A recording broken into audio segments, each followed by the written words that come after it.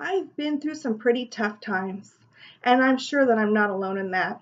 The reason that I was drawn to my husband was because he could make me laugh. My very first introduction to Jesus that I can vividly remember was in middle school. I was taking a nap in my bedroom when a group of my friends burst in, grabbed each one of my limbs, and carried me out of my house and into a van.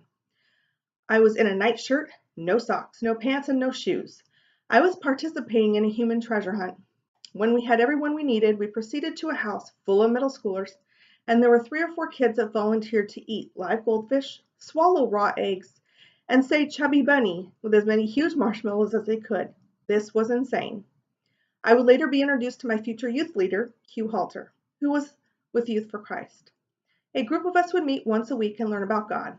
And we went on retreats, and somewhere in the craziness, I accepted Jesus as my Lord and Savior. One incident that I'll never forget is when Hugh bought me my first Bible.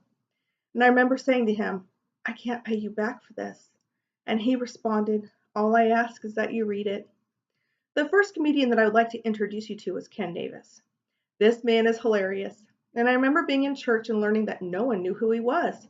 So I found him on Facebook, and my husband and I sought out his permission to do a comedy night at our church featuring his DVD. And I remember him saying, yes, we could.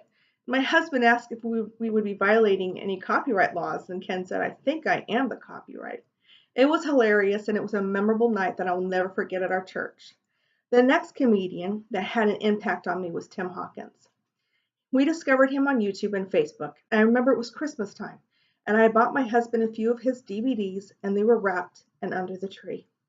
I couldn't wait for him to open them, and then I suffered a miscarriage on the 21st of December.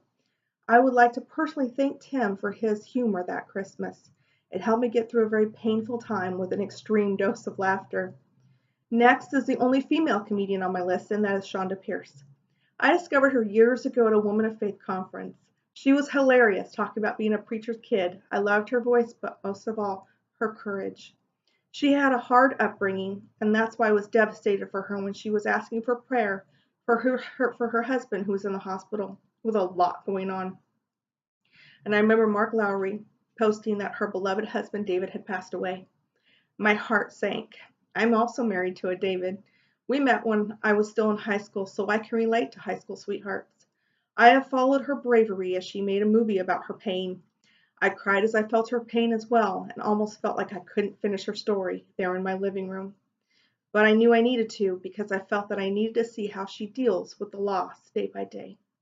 Afterwards, I felt so much encouragement that we have seasons of loss, and they can last a while, but God helps us get past it.